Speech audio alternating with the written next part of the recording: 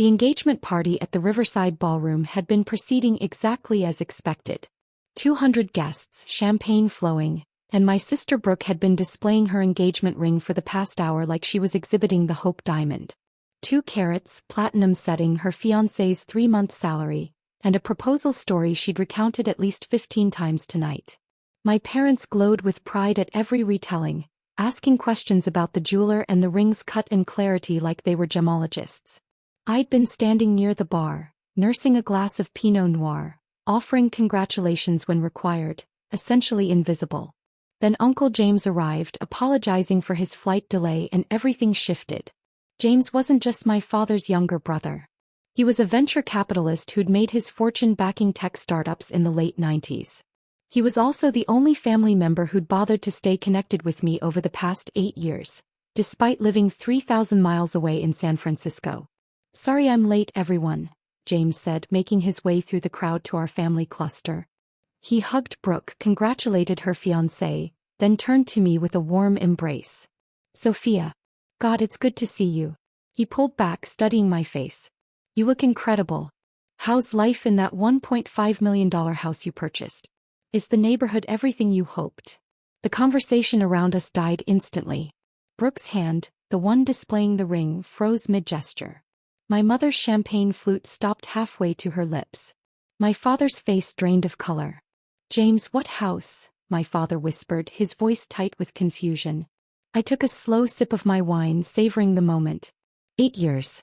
8 years of being overlooked, dismissed, and treated like the family afterthought, while Brooke's every achievement became a production worthy of Broadway. And now, finally, the truth was coming to light. "The house on Sterling Heights," James said casually, accepting a champagne flute from a passing server. "The one Sophia bought in 2016. Gorgeous craftsman. That mountain view? Spectacular. I stayed there last time I was in town." Brooke found her voice first, shrill with disbelief. "Sophia doesn't own a house. She rents that apartment near the university." "I rented that apartment," I corrected calmly, "for about 2 years during my PhD program. Then I bought the house on Sterling Heights. That was 8 years ago." My father's champagne flute tilted dangerously in his grip. "What are you talking about?" "I'm talking about the 5-bedroom Craftsman I purchased for $1.2 million in June 2016, I said evenly. "The one that's now valued at approximately $1.5 million according to recent market comparables." The number seemed to reverberate through our family cluster. My mother's hand flew to her throat. My father looked like he'd been struck by lightning. Brooke's perfectly practiced smile crumbled. "That's impossible," my mother breathed. "Where would you get over $1 million?" "I put down $240,000 and financed the rest," I explained. "Though I paid off the mortgage 6 years ago." James nodded approvingly. "Smart move. Sophia's always been brilliant with money. That signing bonus from Helix Pharmaceuticals? She put the entire amount toward the mortgage principal. Paid off $960,000 in 2 years." "Signing bonus?" my father said faintly. "What signing bonus?" "From when I started at Helix," I said. "They offered me $180,000 as a signing bonus to leave my postdoc position. I accepted and used it all to pay down the mortgage." "You got a $180,000 signing bonus?" Brooke said, her voice strangled. "That's standard for senior positions in pharmaceutical research," I explained. "My current annual compensation is $375,000 including bonuses and stock options." The silence that followed was absolute. Someone's champagne flute actually slipped from their fingers and shattered on the marble floor. Several guests turned to look. My mother looked like she might faint. $375,000, my father repeated mechanically. "A year. Base salary is $280,000, I clarified. Annual performance bonuses average around $60,000, and my stock options vested this year at approximately $35,000. James smiled. "Sophia's being modest. Those stock options she mentioned? She's sitting on another $420,000 in unvested equity. Plus the patent royalties." "Patent royalties?" my mother whispered. "I hold 11 patents in oncology drug delivery systems," I said. "They generate approximately $95,000 annually in licensing fees." Brooke's hand, still frozen in midair, began to tremble. The 2-carat engagement ring suddenly looked very small. My parents stood completely still, processing information that clearly didn't fit their understanding of me. "I don't understand," my mother said, her voice breaking. "You're a pharmaceutical researcher. How can you afford all this?" "I'm the director of oncology research at Helix Pharmaceuticals," I corrected gently. "I oversee a department of 47 researchers. We're currently in phase 3 trials for a drug that could revolutionize pancreatic cancer treatment." James pulled out his phone, scrolling through something. Actually, Sophia's work was featured in Nature Medicine last month. The article called her research groundbreaking and potentially Nobel-worthy. "Nobel Prize," my father said hoarsely. "It's early to talk about that," I said, uncomfortable with the speculation. "But the research is promising. If the phase 3 trials succeed, we could save thousands of lives annually." Brooke found her voice sharp and defensive. "Why didn't you tell us about any of this?" "I did tell you," I said quietly. "Multiple times. You didn't listen." "That's not true," my father protested. James set down his phone. "Actually, it is true. I have the emails Sophia sent me about it. November 2016. Told Mom and Dad about the house. Dad said I was being financially irresponsible. Mom asked if I was sure I could handle the maintenance. April 2018. Mentioned the mortgage payoff at Easter dinner. They asked if that meant I was unemployed." "We didn't say that," my mother said weakly. "You did," I confirmed. "You assumed that paying off a mortgage meant I'd lost my job, not that I'd been financially successful enough to eliminate the debt." The distinction seemed to wound my mother. Her eyes filled with tears.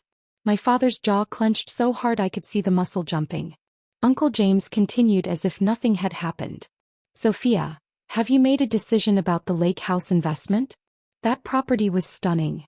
"What lake house?" my father demanded.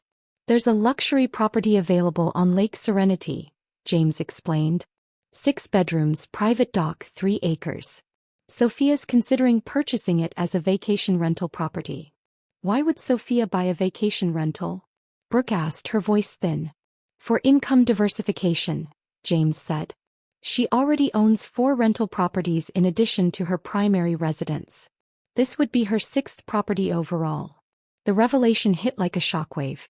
My mother actually swayed on her feet. My father grabbed her elbow to steady her. Brooke looked like someone had slapped her.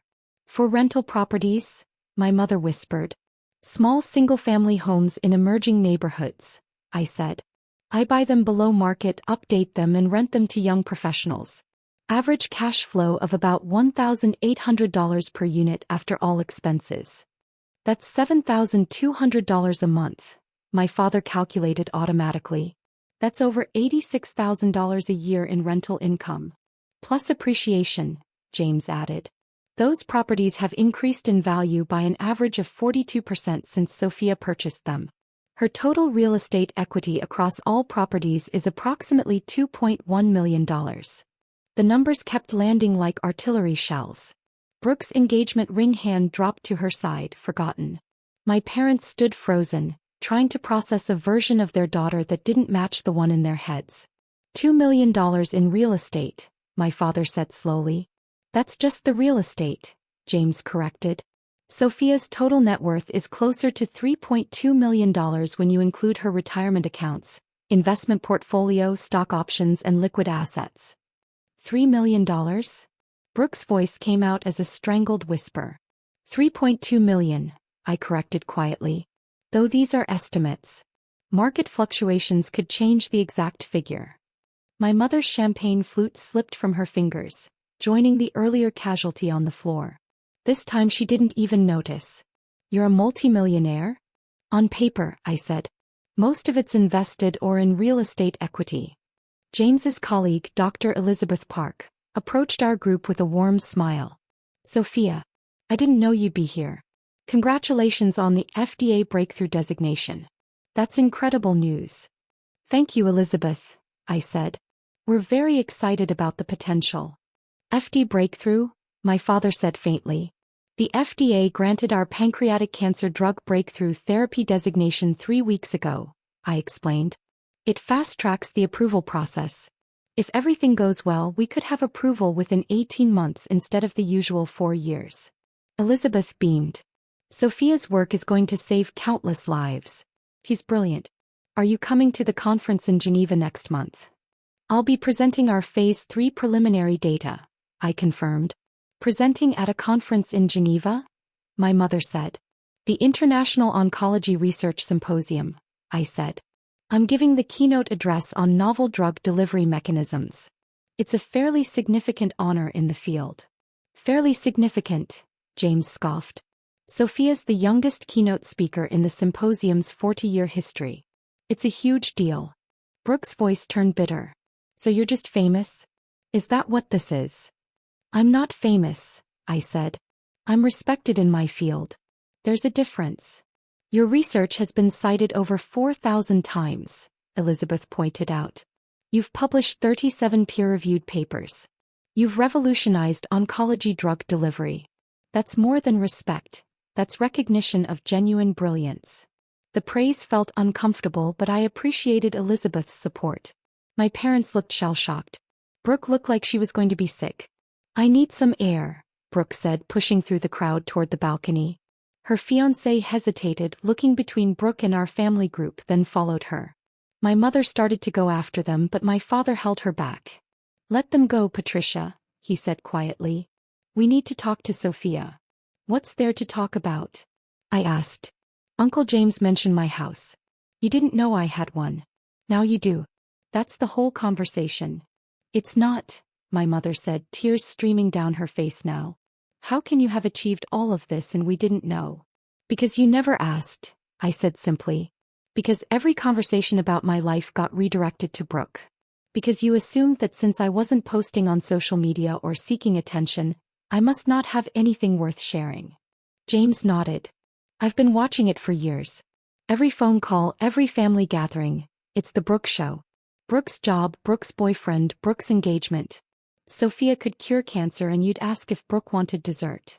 That's not fair, my father said. Isn't it? James challenged. When was the last time you asked Sophia about her research? Her home? Her life? When was the last time you treated her like she might have something worth celebrating? The silence was damning. My father looked away. My mother sobbed openly. I can tell you exactly when, I said quietly. You asked about my research 6 years ago at Thanksgiving. I started explaining my work on nanoparticle drug delivery, and you interrupted after 2 minutes to ask Brooke about her new apartment. You haven't asked since. The specificity of the memory seemed to break something in my mother. I'm sorry, she whispered. I'm so sorry. For what? I asked. For not listening. For not caring. For spending 8 years treating me like I was less important than Brooke. We love you both equally, my father insisted. Do you? I asked. Can you tell me what company I work for? What my job title is? What disease I research? Where I live? Anything about my actual life? The silence stretched. My father's jaw worked.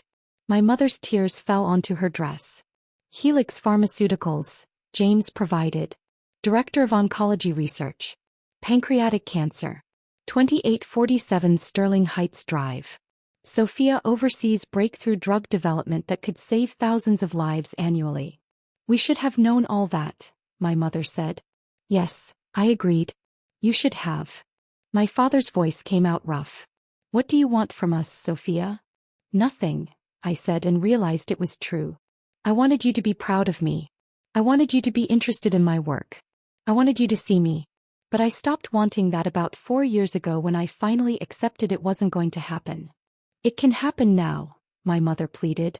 Can it? I asked. Or do you just want access to your millionaire daughter? Do you want to know me, or do you want to brag about me now that you can't pretend I'm the disappointing child? The accusation landed hard. My mother flinched. My father looked stricken. We never thought you were disappointing, my father said. You just thought I was less impressive than Brooke, I corrected. Less successful. Less worthy of your time and attention. And you were wrong. You were catastrophically wrong. But you didn't know because you never bothered to look. James placed a hand on my shoulder. Sophia, maybe we should. I'm leaving, I said, cutting him off gently. This is Brooke's night. I shouldn't have come. Sophia, please, my mother said, reaching for me. I stepped back. Enjoy the party. Celebrate Brooke's engagement. It's what you're good at. I walked toward the exit, my heels clicking against the marble floor. Behind me, I heard my mother call my name, but I didn't turn around. Uncle James caught up with me in the lobby. You okay? I think so, I said. That was harder than I expected. You were perfect, he said. Calm, dignified, truthful. Everything they needed to hear. They're going to call, I said. Tonight. Tomorrow. They're going to want to fix this. Maybe, James agreed.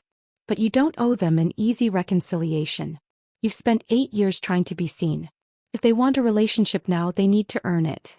What if they can't? I asked. Then you'll be fine, he said firmly. You have an incredible career, financial security, meaningful work that saves lives, and people who actually appreciate you. You don't need parents who only valued you when they learned your net worth. He was right. I knew he was right. But it still ached. Thank you, I said, hugging him. For seeing me. For being proud of me. Always, he said. You're the most accomplished person in this family, Sophia. Don't let their blindness make you doubt that. I drove home to Sterling Heights, to my 5-bedroom Craftsman with its mountain views and custom finishes. To the life I'd built with my own brilliance, my own dedication, my own relentless work. Inside, everything was exactly as I'd left it. The home office where I reviewed research data and wrote papers that advanced medical science. The library filled with medical journals and oncology textbooks. The guest suite where Uncle James stayed during his visits. The master suite with its spa bathroom and walk-in closet. Every room represented a choice I'd made, a goal I'd achieved, a dream I'd realized. Not for my parents' approval. Not for recognition. Just because this was the life I wanted. My phone started ringing. My mother. I let it go to voicemail. Then my father called. Voicemail again. A text from Brooke. You couldn't let me have one night? I set the phone down and walked through my house room by room. The kitchen where I'd hosted dinner parties my parents had never attended. The backyard with its garden where I grew vegetables for the local food bank. The basement I'd converted into a home gym and meditation space. The anger I'd expected didn't come. Instead, there was just clarity. Clean, cold, liberating clarity. I'd built something extraordinary. I'd achieved financial independence, professional recognition, and meaningful impact. I was revolutionizing cancer treatment. I was on track for achievements my parents couldn't even comprehend. And I'd done it all without their knowledge, support, or approval. Which meant I didn't need those things to succeed. I never had. Tomorrow there would be more calls. More attempts at reconciliation. More demands that I make them feel better about their failures. But tonight I stood in my $1.5 million house, surrounded by 8 years of quiet achievement, and let myself feel the full weight of what I'd accomplished. Without them. Despite them. In spite of them. And it was magnificent.